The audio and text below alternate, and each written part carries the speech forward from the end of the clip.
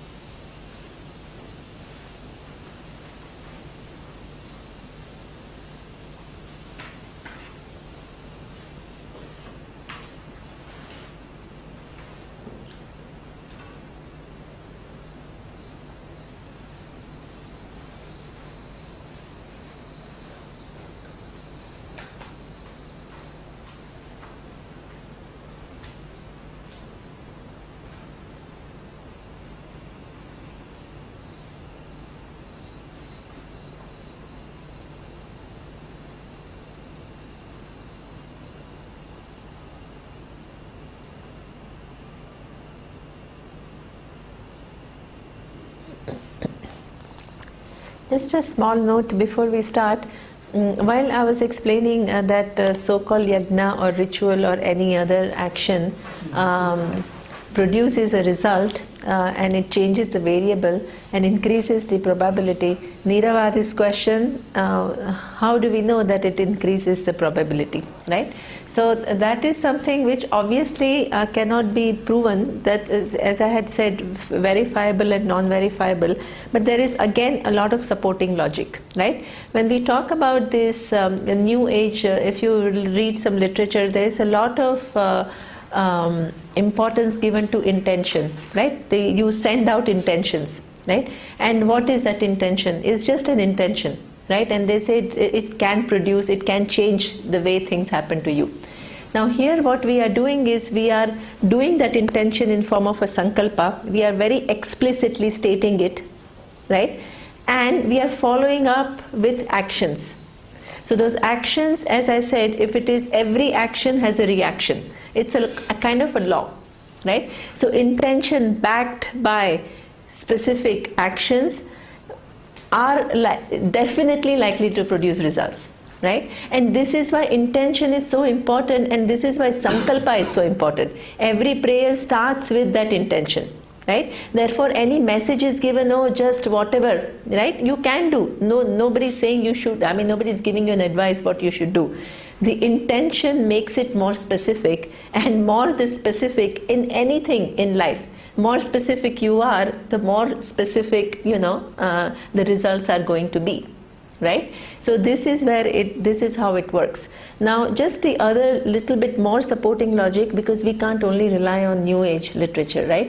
So that day when Dustin was showing this whole thing about the chain, right? What he was actually demonstrating is this. He says that you don't have to move anything right? You just have an intention of moving it, and just the fact that you have that intention will make the external thing move without your hand actually moving. Okay, so this is what we call power of intention, which actually can be verified with some small experiments like that. Okay, then if you really go, I think maybe Dustin can talk more about it, where I think at quantum physics level, generally we think that we are just observers and we don't participate at all. Whatever the object is totally independent of us. Okay, and the physics says it's not true. Our intention very much kind of influences at a quantum level, right, how the things are. So for example, in the case of a particle, right, so if you want to measure the weight, it behaves like a particle. If you want to measure the velocity, then it becomes the wave, right? So it is the intention of the knower participates in creating that reality. Okay, that is, even the physics will accept that.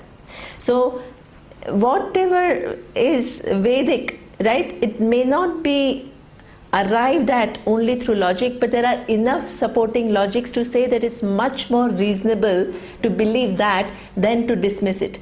For to dismiss it, I have actually no basis, but I think that what I think is right, which is based on wrong understanding. Okay, so this is where there is a huge difference between Rutam and Satyam.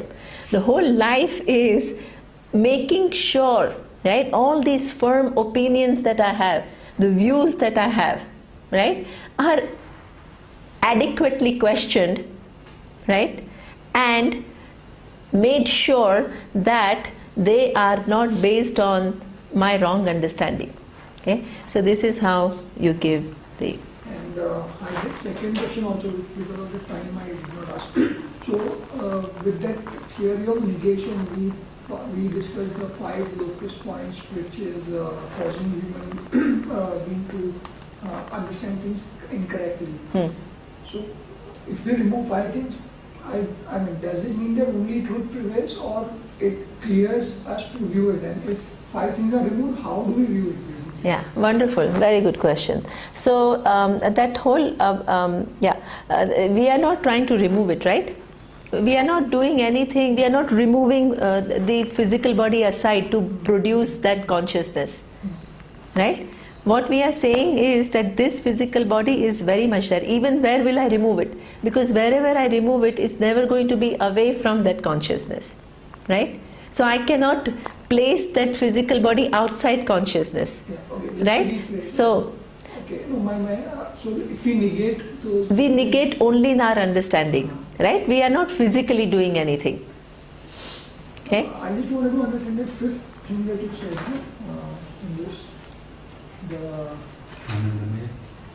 Brahma Pusha Pratishtha. So how does Vedically think from that perspective? If you say the pleasures of Priya more than Pramod is the human being that they keep on moving in this 3. So let's say if we go to the one level, this thing higher. So it is not higher. It's like as I had explained earlier, that the source of every pleasure that I get through my normal interactions, which I'm able to get, there is only one source, right? I think that the pleasure is coming from, in her case, music, in my case, teaching, in his case, physics, in his case, consulting or whatever, right? I think that there are different sources of pleasure.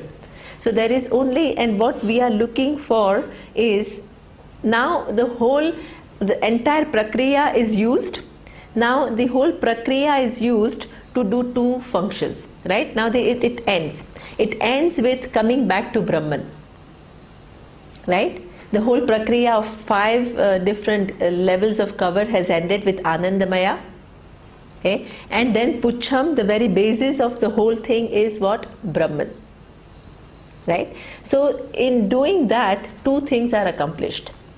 One is that everything which started from Akasha to Vayu, Agni, Apaha, Prithvi, right, is said to be nothing but inhered by Brahman, right? Then from that there are further modifications which creates herbs, medicines, which creates food, which then modification of that creates all these, physical body. In that there is prana, there is mind, there is intellect, which has this thing of decision making, karta, then there is bhokta, right? So the entire thing is nothing but further and further modification of these 5 elements, which themselves are nothing but manifestation of Brahman, right? So you have to bring it back. That entire thing that we see in this universe, including our own body, right, is not the cause for it is Brahman. And that Brahman, which is existence, consciousness and limitlessness, has not undergone any change at all to become all this. And everything else depends upon this Brahman for its existence, right? So it has to come back because the prakriya has ended, right? So there I understand that at every level the mistakes that I make, okay, are wherever my mistake is, that is not independent of being Brahman, independent of Brahman, whereas Brahman is independent of that. I have right? So that is one purpose that it accomplishes. It comes back to that Brahman from where the whole world has come, including all your functions. The second very important function that it serves is that from the standpoint of your own Purushartha. Purushartha means what you are searching for. What you are searching for is Ananda, right? That is, Bhokta is the main person who is searching for things, right? And I am totally identified, my I is totally identified with this Bhokta, the enjoyer who wants to enjoy the world. And that enjoyer, in keeping with some things which are available, gets that happiness, okay? And keeps on searching for permanent happiness, which the person never finds. Okay? So where is the source of that happiness, which he catches the glimpses of, but tries to lengthen it, which never comes? The source of that happiness that you are searching is only that limitlessness of Atma. So if Bhokta wants to solve the problem of that seeking, okay, what is the solution? Knowing oneself to be Brahman, which is already free from any lack or any sense of wanting. So that Brahma Pucha Pratishtha is a very important statement to bring back the fact of Brahman being the truth of all these 5 different koshas. And in knowing that is the solution to your search, both.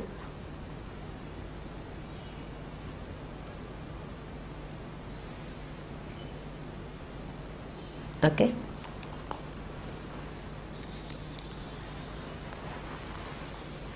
So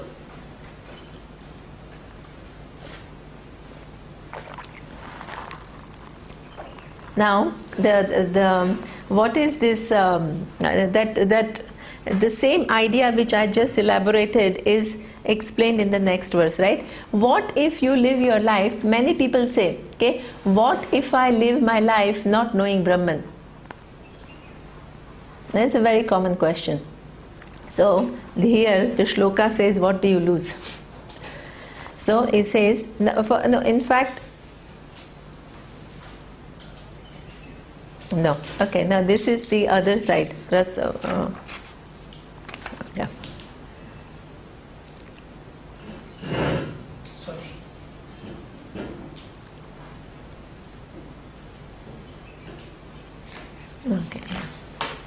Okay, yeah, that's correct.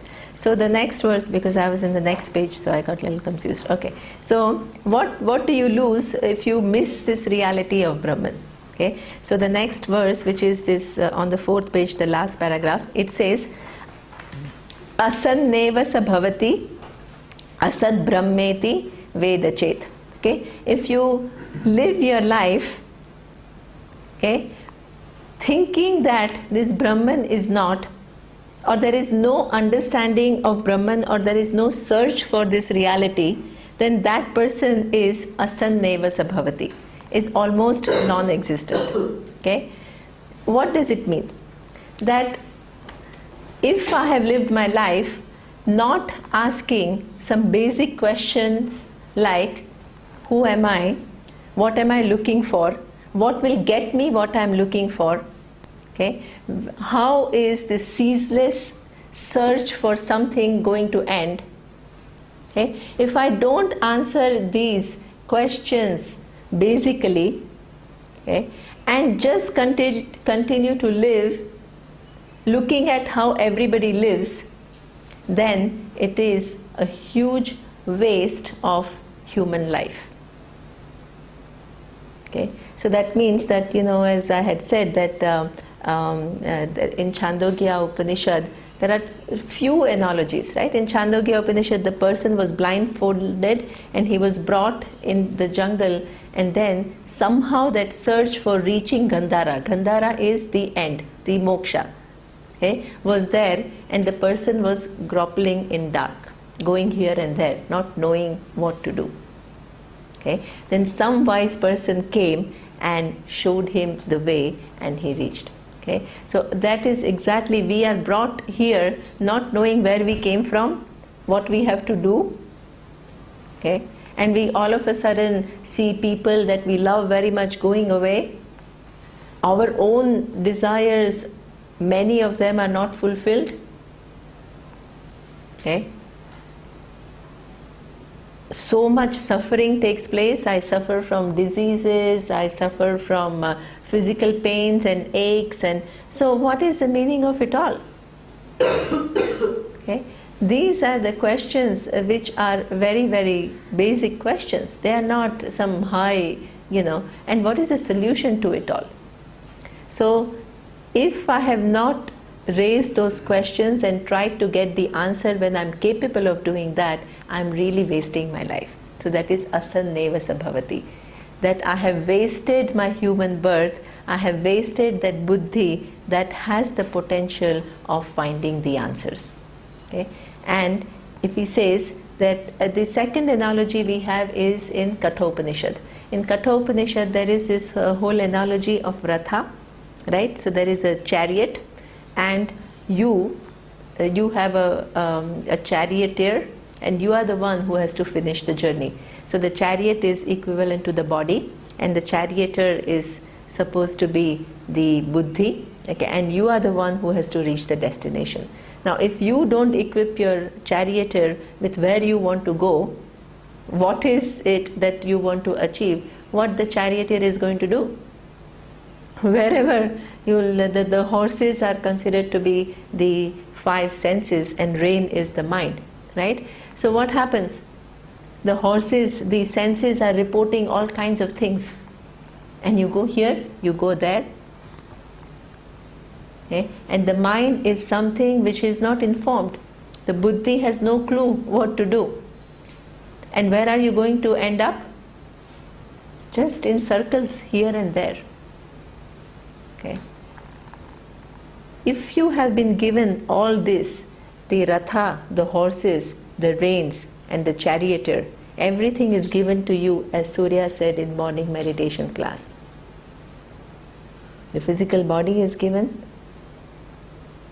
the capacities are given, the potentials are given, collapsing the potential is given, and if you don't use that, you are just wasting your life.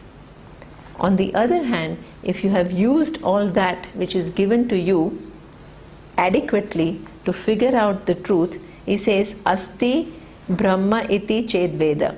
Okay? So if the person knows that there is a pursuit of Brahman, not as a given object, or not as a given entity, or not as a given phenomena other than me, but me, I have to know myself, right? Then santam ena tato viduhu iti. Okay? So that person has gained certain direction in one's life. Okay? And once the person sees very clearly the nature of human life, okay, and what can give me the solution, then it is not that, oh, you have to leave everything and there is a huge sacrifice and then you are going to something, right? All these, the picture of, the spirituality is, yeah, you are disenchanted with the material world and you are living there in search of, what? We are not talking about being disenchanted at all. It's the rational thing. What am I looking for and what am I doing? Can it get me what I'm looking for? That's all very simple.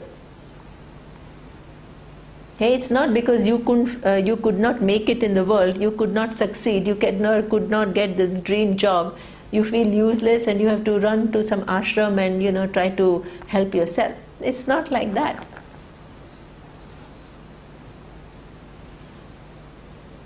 Okay. We are not trying to run away from things. We are trying to analyze what can give me what, and being objective about, and look in the right direction. One more example, that there was this old lady, right, who was at home and she was searching, right? She was searching frantically for something. So a passerby asked this old lady, "What are you searching for?" So she said that I have lost my key. So this young person is trying to help her to look for the key. Okay? And he asked her, "So where did you lose the key?" And she said, "I lost it inside the house." Then the man was very amused. He says, "If the key is lost inside the house, why are you searching for it outside the house?" He says, "Because that's where the light is," she said. Same thing we do. Okay?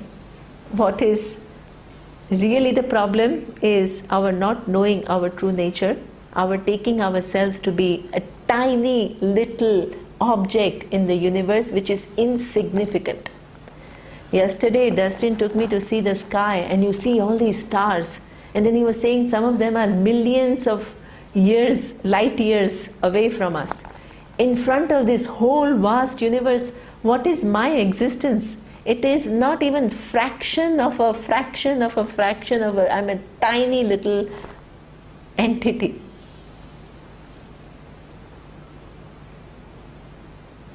And if that is the reality about me, I'm in a losing game. I'm so insignificant.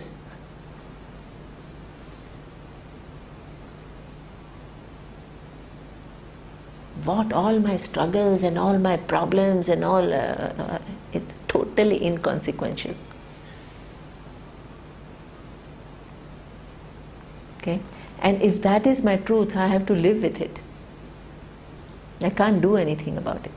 But if my truth is that I'm truth of the star which is millions of years ago, and I'm truth of the Milky Way galaxy, and I'm truth of the sun, moon, I'm truth of every object that exists in this planet, and if I want to live my life thinking that I'm this tiny little fraction of an entity, and people ask, so what is the loss? You look at the enormity of loss.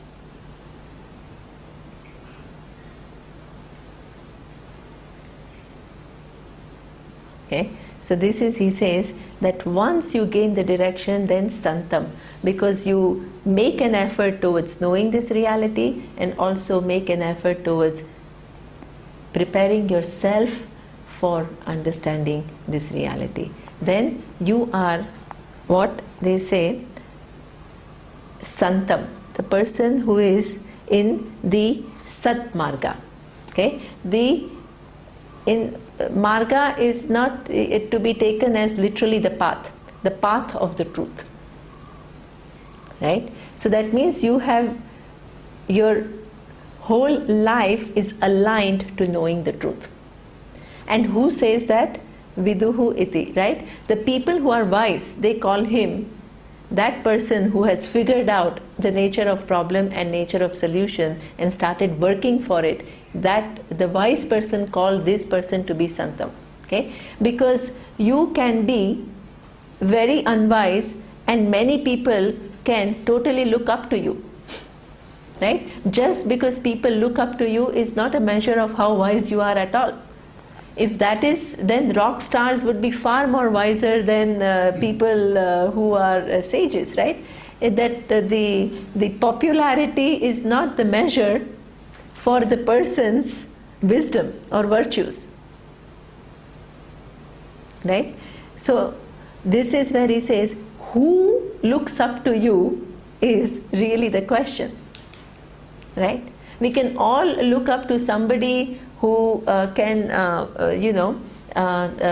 play some music, but if somebody who's a very accomplished classical musician and says this person is good, the person has a certain infrastructure to really assess how good the person is, right? So who is saying also matters a lot.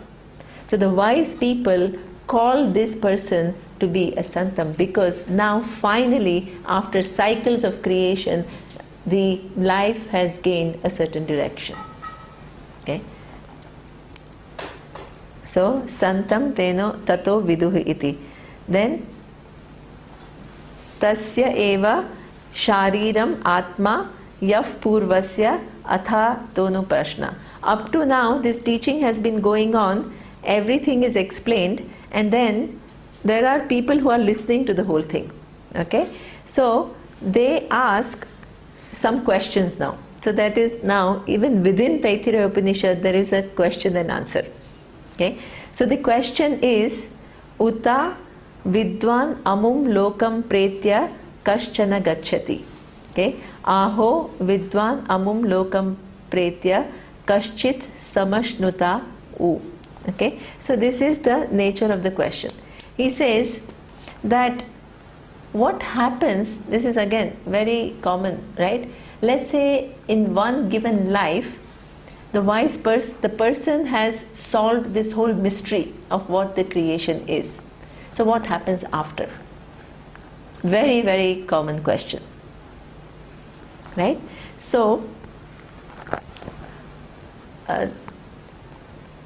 this answer can be given in many different ways. One way is to say that the minute you know, you are free. You don't need to do anything else. Okay? You are bound, you are suffering in your dream. The minute you wake up, do you have to do anything to let go the suffering that you felt in the dream? No, it's instantaneous, right? Until the time that I think that I am a karta and I am a bhokta, the world I have to confront will bring all kinds of experiences which will produce some kind of response in me. Okay? The minute I say that this karta is not independent of me, the bhokta is not independent of me, but I am free from being karta and bhokta, the whole game is over then and there. You don't need anything after that. Okay? You're calling the whole paradigm within which you were working as just a relative paradigm, not the absolute truth. So anything that happens within paradigm, this paradigm, has no consequence for Brahman. That is something which is very clearly understood. Otherwise, what happens is, many times people ask this question, oh, I am still sad and therefore I have not understood, right? It's true that if you have not understood the fact that sadness has got nothing to do with the nature of Brahman, you have not understood. It's true. Okay? What one has to understand is that at the empirical level, we are not trying to change anything. We are not trying to produce or alter our experiences. Okay? At the empirical level, everything happens according to the order, which is series of cause and effect relationships which don't stop because you have understood.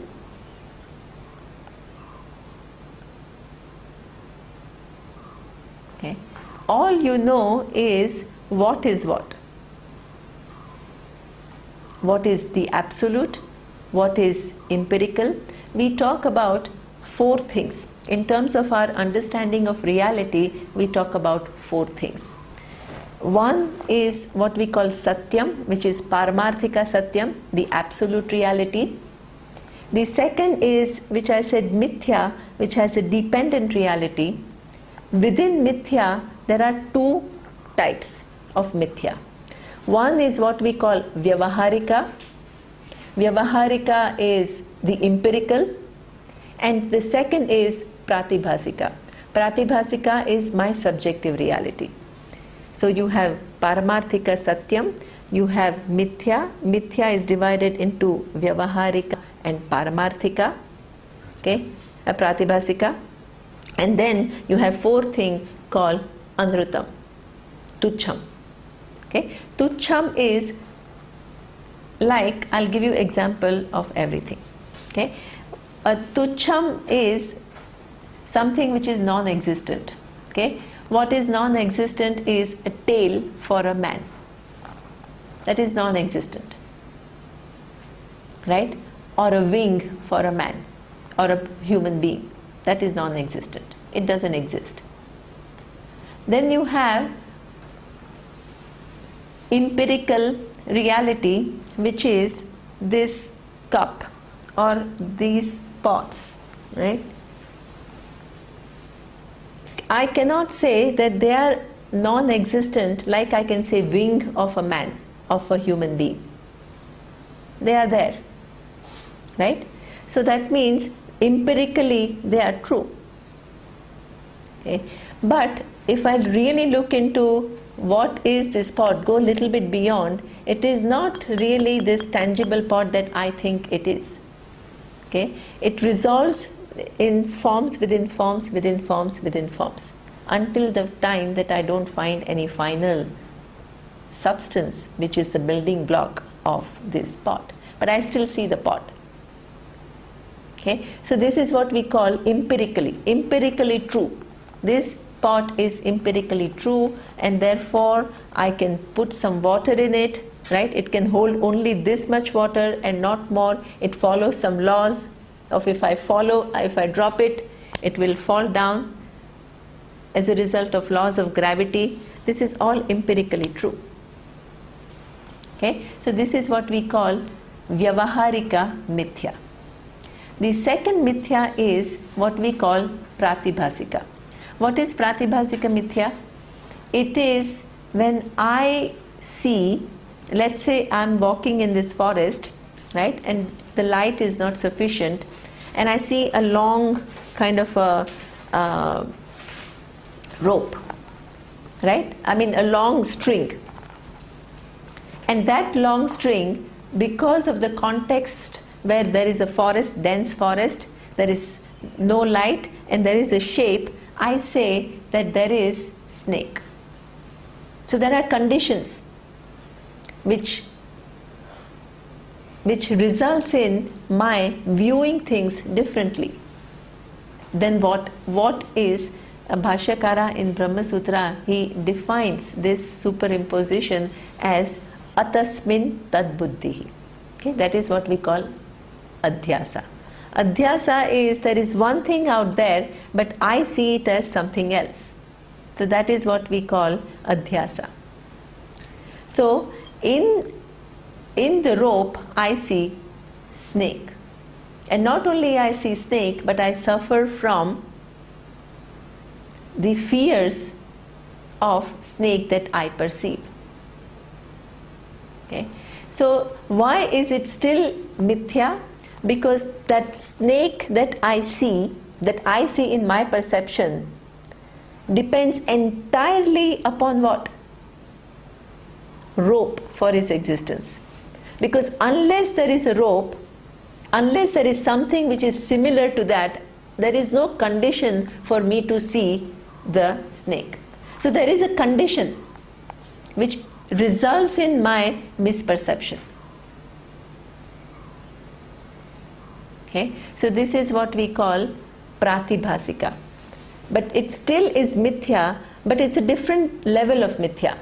The pot is not my subjective reality. It is there and therefore I see it. So this is what we call vyavaharika. Pratibhasika is, I see it, therefore it is for me. Okay? A lot of our fears, a lot of our perceptions belong to this category of Pratibhasika, Mithya. Okay? Now, what is an unwise person? And then there is this Paramarthika, which is the basis for the whole show. Paramarthika is the Vastu Brahman, which makes the whole world appear and makes all the transactions possible. What is the vision of an unwise person? The vision of the unwise person is whatever is Vyavaharika is taken as absolute reality. Vyavaharika, which is empirically true, is taken to be absolutely true. Okay. Whatever is Pratibhasika, subjective reality, is at times recognized as subjectivity and at times taken as truth. Right? Sometimes I'm highly subjective about my opinions. Then sometimes I'm able to detect. I said, yeah, my God, I'm really subjective about what I'm thinking. And sometimes I'm not even able to detect. I think I'm right. Right? So this is the unwise person. Okay? The Vyavaharika is taken as Paramarthika. The Pratibhasika is sometimes understood as Pratibhasika and sometimes is taken as the truth. Right? The whole perception of reality is all mixed up.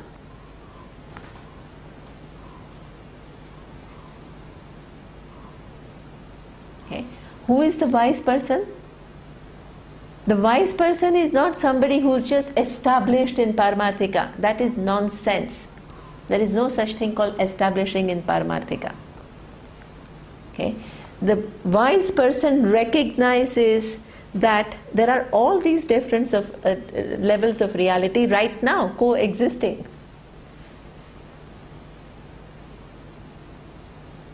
What is Vyavaharika is understood as Vyavaharika. What is empirical is understood as empirical and not the absolute.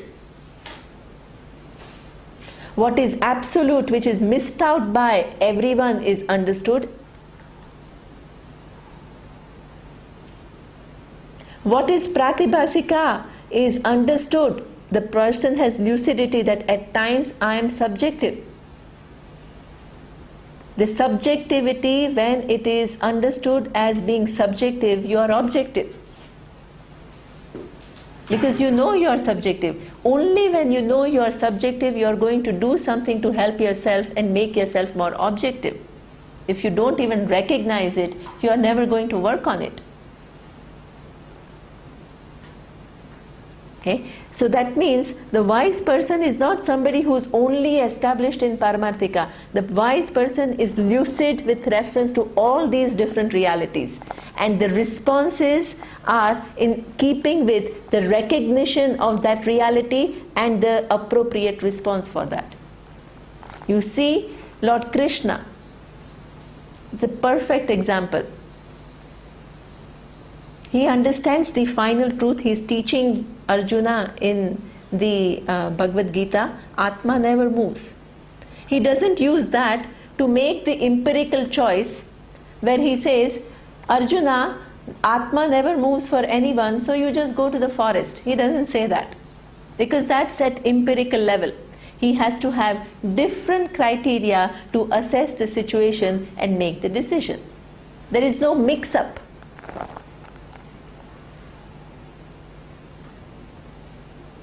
Okay. There, the whole consideration becomes what? Based on laws, dharma, because empirically you are faced with a situation. You have to use certain criteria of law of dharma, your understanding of law of dharma, your interconnectedness, your duty. These become the basis for your making the choice, as we had explained yesterday very extensively. And every time there is a subjectivity, I have to recognize that I'm operating from certain subjectivity, and I have to take that responsibility, and I have to help myself to remove those distortions, because every human mind is born with certain problems, of orientation. So you have to deal with it. So, and the wise person to have understood the final reality has more or less worked on those subjectivities. Right? So there is no such thing that wise person is only alive to the Paramarthika. The wise person is alive to everything at every level without mixing up things.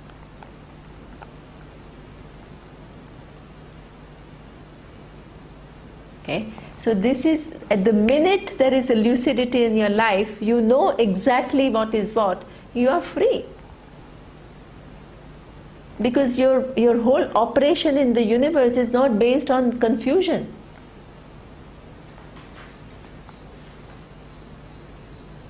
Right? So this is what the wise person is. The minute the person understands the whole thing, the whole picture is clear,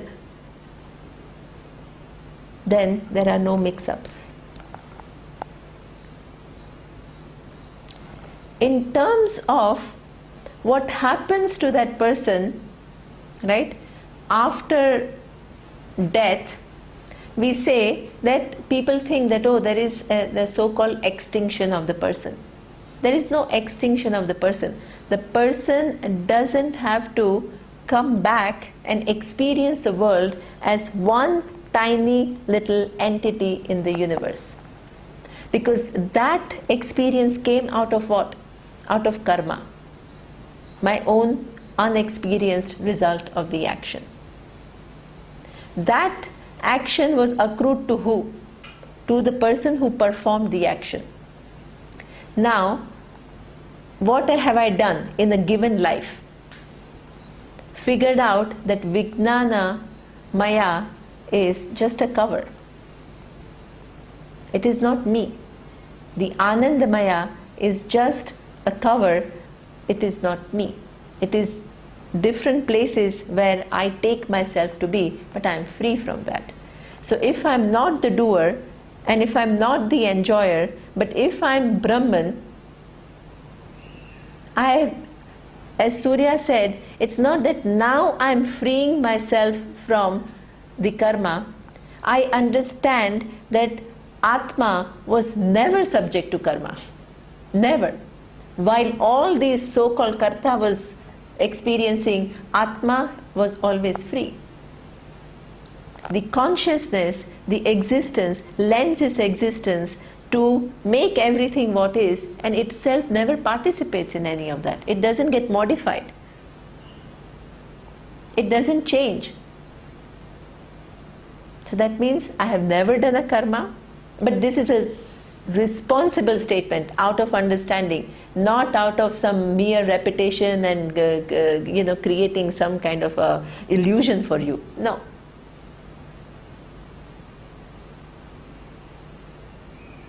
Okay.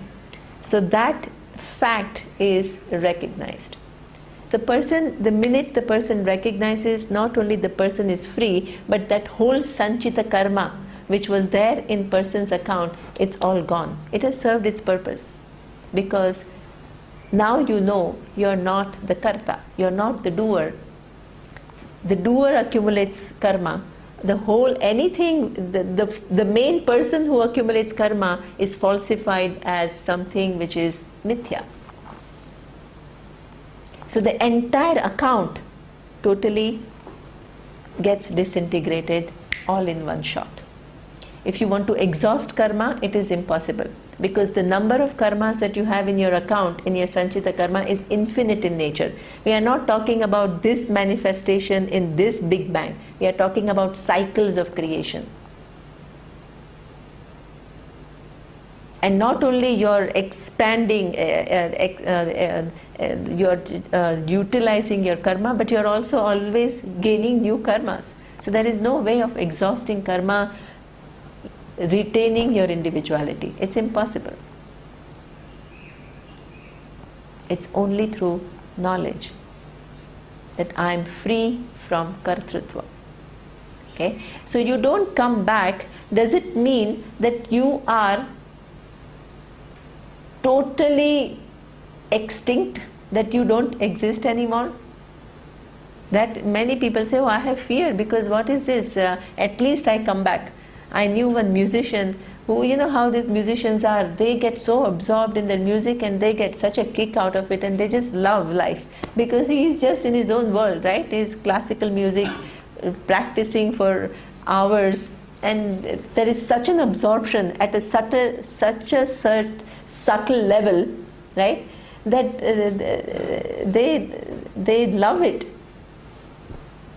Right? So he says, but that is boring. What, moksha? I'll not come back. I want to come back and I want to really enjoy my life. I'm not interested in moksha. Right? Yeah. So that you have to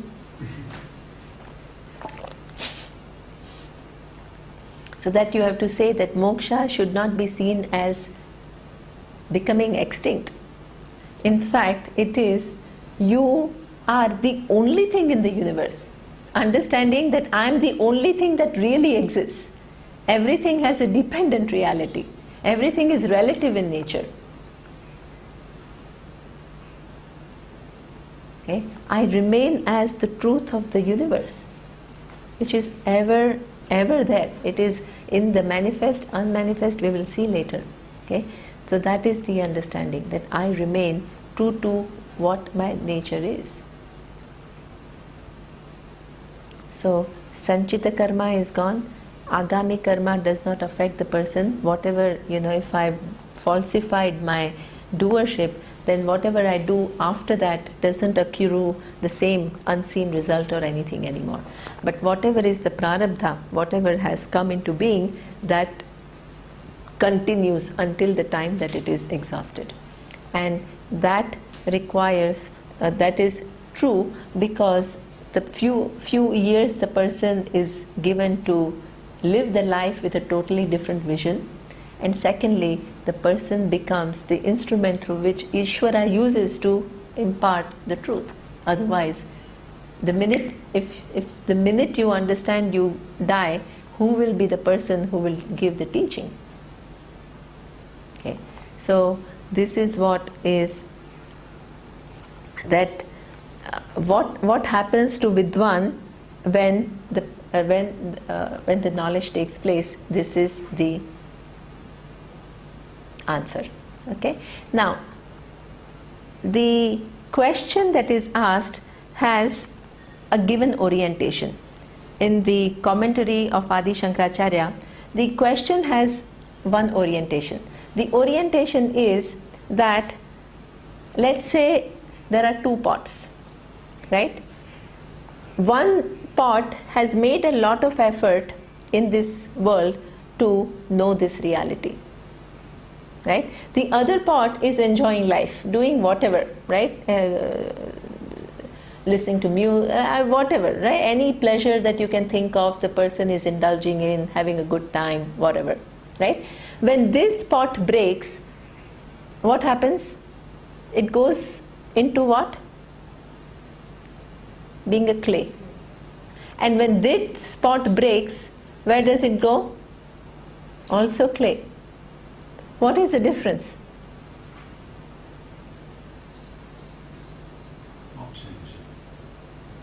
No, form change, but both achieve the same. Both go back to the clay. So the wise person should go, if Brahman is the truth of everything, the wise person should go back to Brahman, and unwise should also go back to Brahman. You see the logic? This is the person asking the question. What happens to the wise person? What happens to the unwise person? And why is it different? Exactly. So there are causes. In this case, there are no causes, right? You don't see because there is no life. But in the case of a human being, what we call Karana Sharira, right? There is a Karana Sharira. In addition to the physical and subtle body, we have a causal body.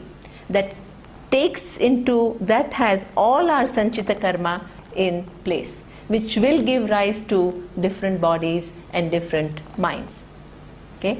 So therefore there is a difference. It's not just like, you can't compare the wise and unwise to two pots, where both of them are going to go back to the clay.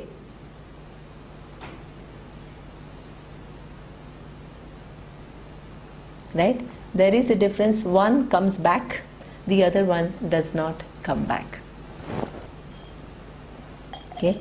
One lives the life with a confusion, taking empirical as absolute, at times recognizing the pratibhasika as pratibhasika, and sometimes taking it as empirical. A lot of the time it happens.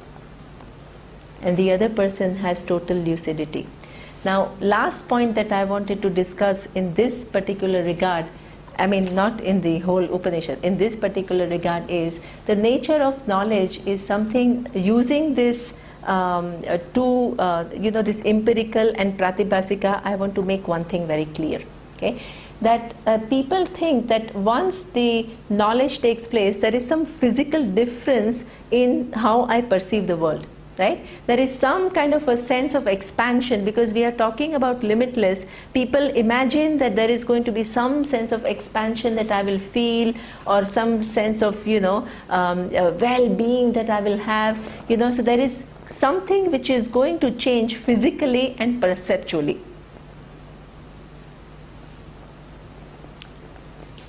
And this is negated by the Shruti.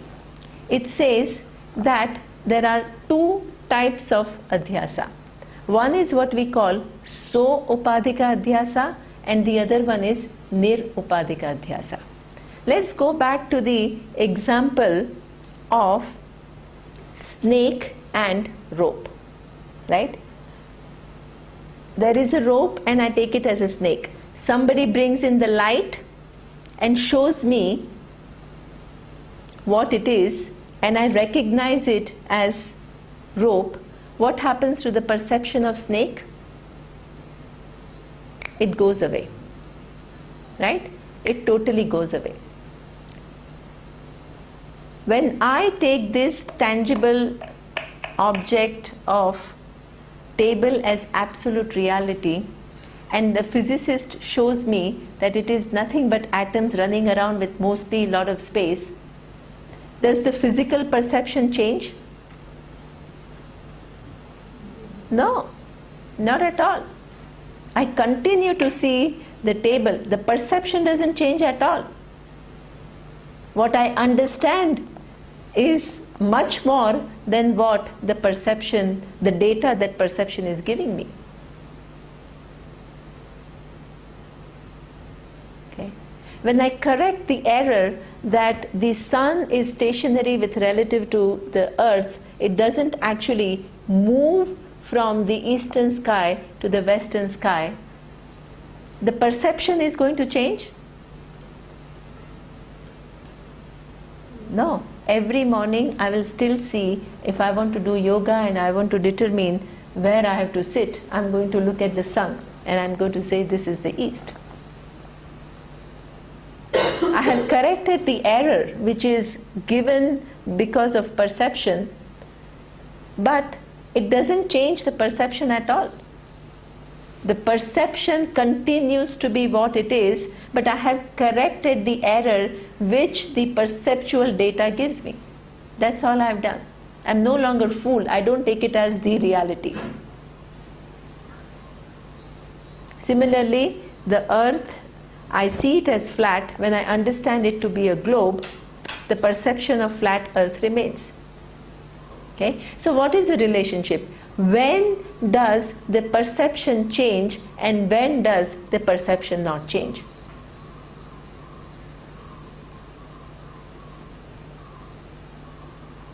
Every time it is my subjective superimposition, like rope snake, every time it is pratibhasika, okay, my perception, when I correct it, my perception is going to change. Every time it is vyavaharika, set up by Ishvara, my perception is not going to change. but the perception has made me conclude in a given way, right? That conclusion is going to go away. Okay, so that has to be very clear. Otherwise, you'll always be in some trip wanting to physically change things. No, right? It doesn't change. So now this whole section is over. What happens to Vidwan and what happens to Avidwan? Okay, then from what we have seen so far, what is explicitly mentioned is the fact that there is Brahman, and from Brahman, which itself has not undergone any change, Akasha, Vayu, Agni, Apaha, Prithvi, Pancha Mahabhuta have come, and everything else, including my physical body, my mind, my prana, my thinking capacity, my status of being Bhokta, it has all come. Okay. Now the second question can come, how can this Brahman, which is existence and consciousness, which is limitless, without undergoing any change, become this whole universe? Right? So you need that in-between factor. Okay? So that in-between factor is mentioned here. It says, now this is the whole in-between factor is what? Which is what we call Ishvara, all knowledge. Okay? So this is where he says that so kamayata. Okay? That is now whole section which is talking about connecting the world with this Brahman, right, which is non-changing. What makes it all happen? So this is where he says, so kamayata. That is what we talk about. This is where we talk about there is this in-between reality called all knowledge. Okay? All knowledge, Ishvara.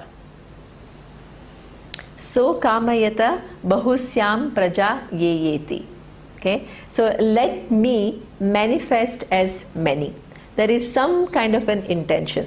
Now, in the Bhashyam, there is a huge discussion about that he desired. So what kind of a desire is that? Okay? Is it like a desire of a human being? Let me become many and I produce children? Right? Okay? Is it like one entity who then decides to make this whole creation because, oh, I just want to play? And my play becomes suffering of others. Okay. So kamayata is, there is that Brahman which as though is this all knowledge. Okay. In order, becomes all knowledge, right, which has then the knowledge to manifest in form of Akasha, Vayu, Agni, Apaha, Prithvi and subsequent things, right? And also connect everything so that everything can function. Okay? So this all knowledge has that capacity to manifest as many. The all knowledge itself is not an independent reality. Okay, as we have seen, the all knowledge is what?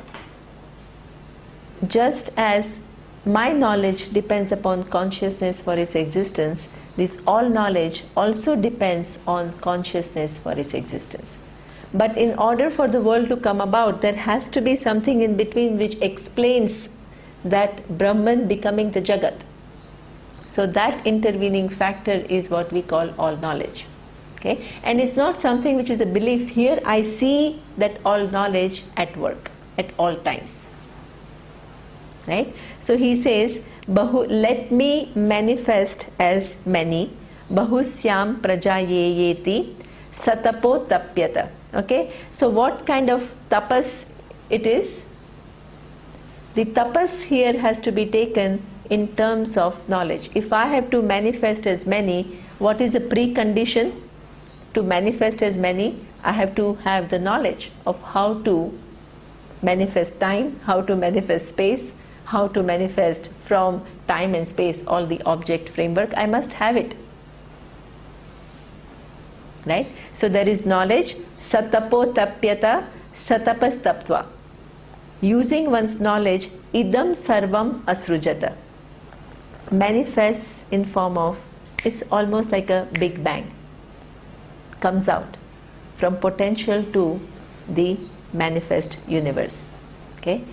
What does it include? Satapas taptva idam sarvam asrujata. Created everything, yadidan kincha. Okay? Having created tat sruštva tat eva anupravishata. Okay? He, that all knowledge entered the creation. How? Okay? That again is a huge discussion about what is this so-called entering into the creation. The entering into the creation means that it is not one person entering into the other. It is not like this thing entering into the pot. One thing entering into the other. Right? This is not what is talked about. What is talked about is that this universe that you find, right, is nothing but manifestation of this all knowledge. So this is why anywhere where we look, when we go beyond a certain point where the physics ends, Vedanta begins. Okay. It says that there is this all knowledge which comes, makes into manifestation the particle and combines the particle in an increasingly complex manner to manifest the universe. At every level there is some work at play. What I was talking to Dustin and he said most of the scientists at present, they have many things that they know at the quantum level of how the particles work. This is my understanding of what you said, right? The phenomena of particle and at quantum level how things are. And they also understand at the macro level laws of gravity, thermodynamics, time, space. They know all these bigger things, astrophysics, the planet, the planetary positions. They know both, right? But they are trying very hard to reconcile the two and put it all together. At both to reconcile from the quantum level to the macro level. Okay? And the answer lies in what? Ishvara. Which makes that connection possible. That all knowledge that we are trying to capture through physics. The laws that we are trying to capture through physics. It's already a solved equation. Because it's already there. Macro universe is there, micro is there. It's already solved, not from my own standpoint, not from a scientist's standpoint, but from the standpoint of the all knowledge. And this is why you have both. And you have things connecting the two. And through science, I'm trying to get insight into how does it all work. This is a glimpse into the all knowledge of Ishvara.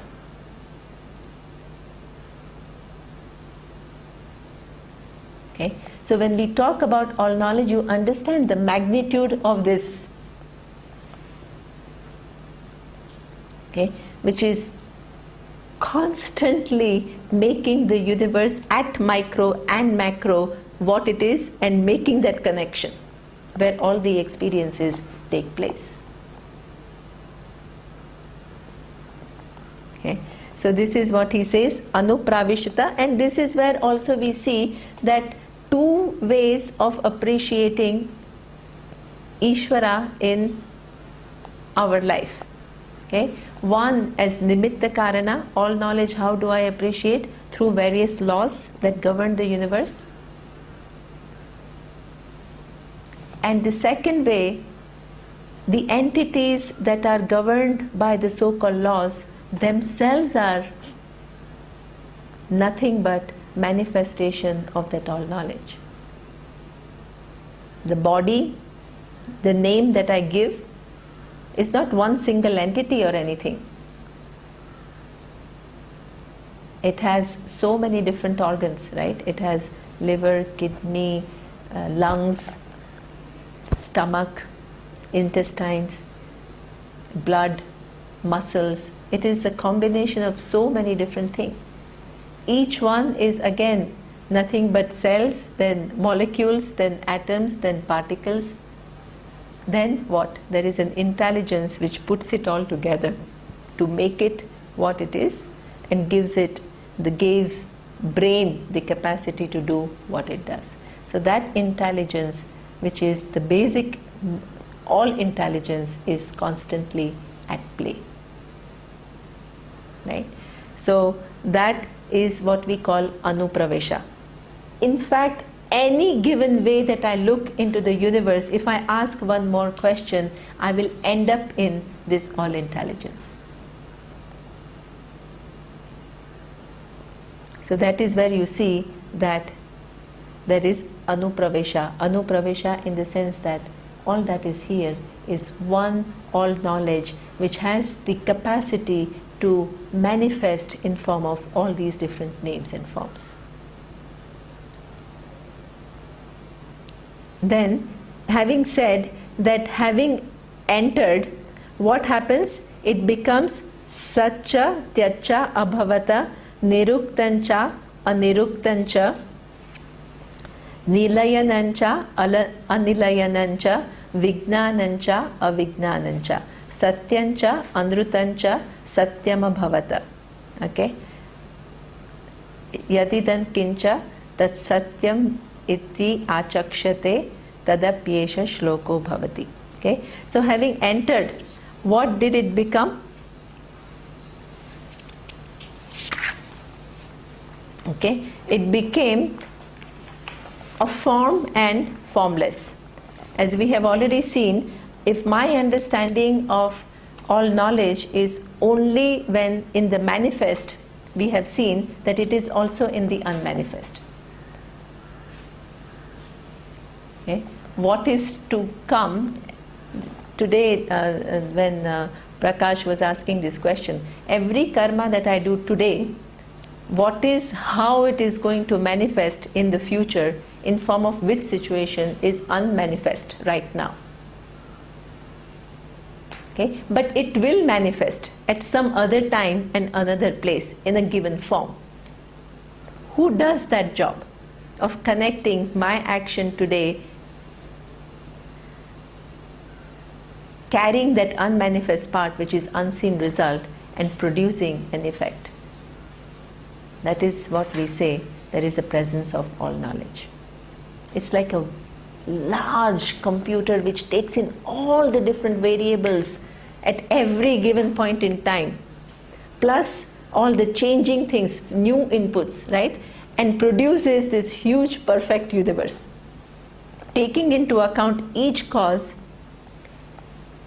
and taking it in conjunction with the past causes, the present causes, which is inputs of everyone else, sometimes conflicting inputs. Somebody is trying to improve the environment, somebody is spoiling it. So it's a sum total of all the different actions, and what has to be the result. The result has to be a common result and unique result.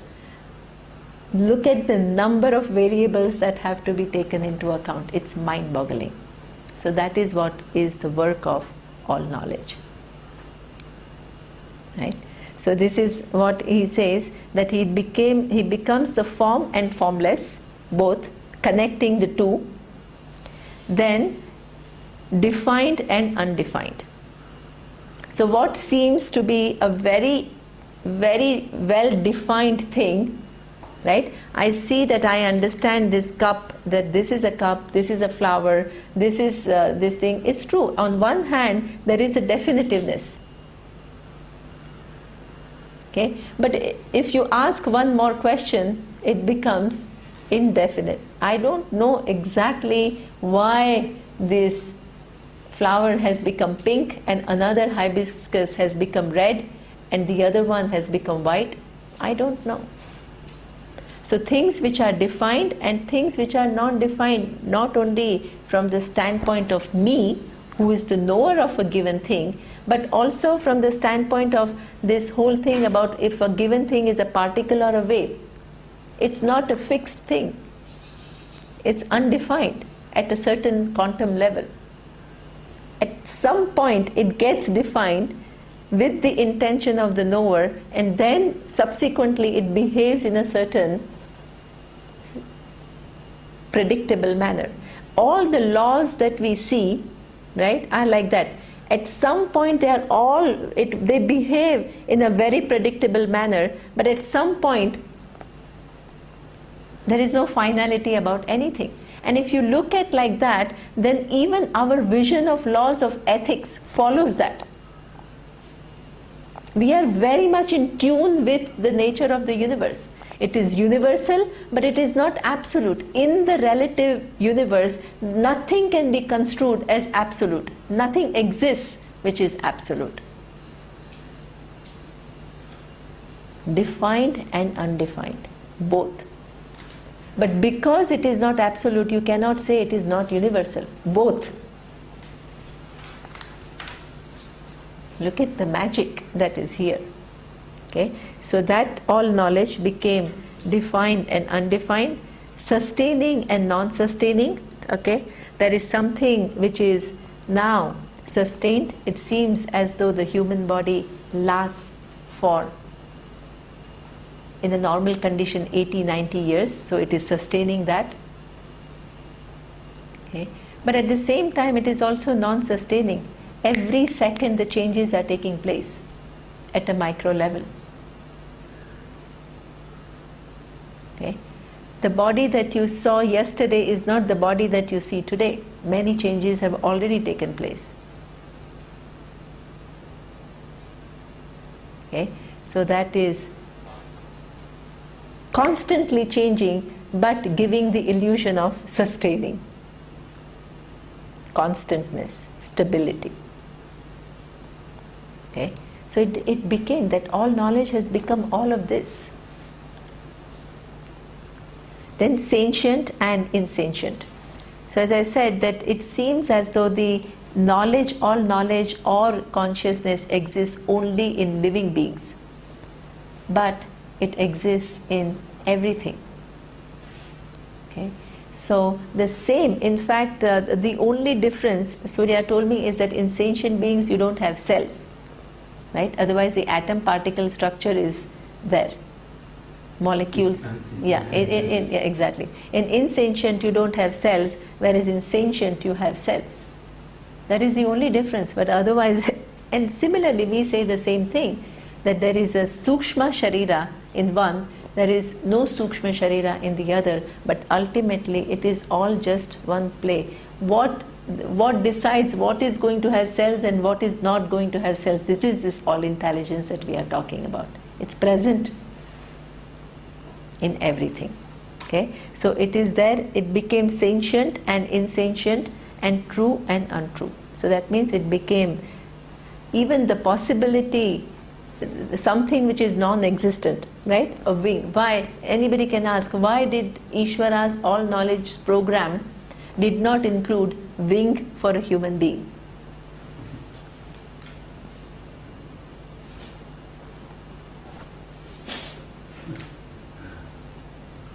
Yeah, exactly.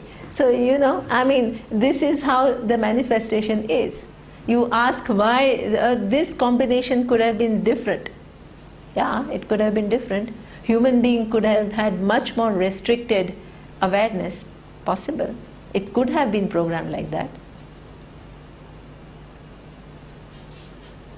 Right?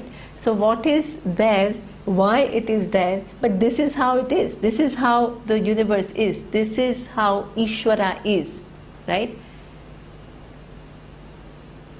The very question why Ishvara created the universe means that Ishvara is one thing, universe is the other thing. What we are talking about is, this is what Ishvara is. very different. All knowledge manifests like this. Nobody can deny that, because that manifestation is something that is available for me to appreciate. There is no second thing, it's actually nothing but all knowledge. Everything else has a dependent reality. This is how it is. This is how all knowledge is manifesting here and now. There is no such thing called all knowledge creating something else. Right now, all knowledge is manifesting like this. This is how the setup is. Why time and space framework? This is how the setup is. Why is it relative? This is how the setup is.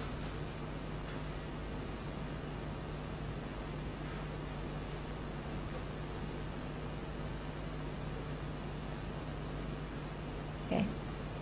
So, this is where you see that it's not Ishvara is wanting me to suffer, or there is no, from the standpoint of, you can, if in fact if you really understood Vedanta, you can say all that is here is Ishvara.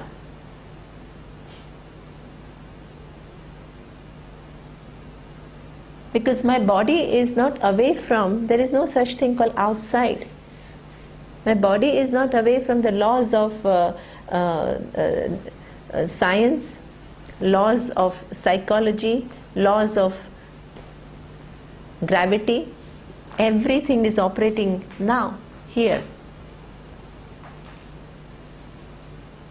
Okay.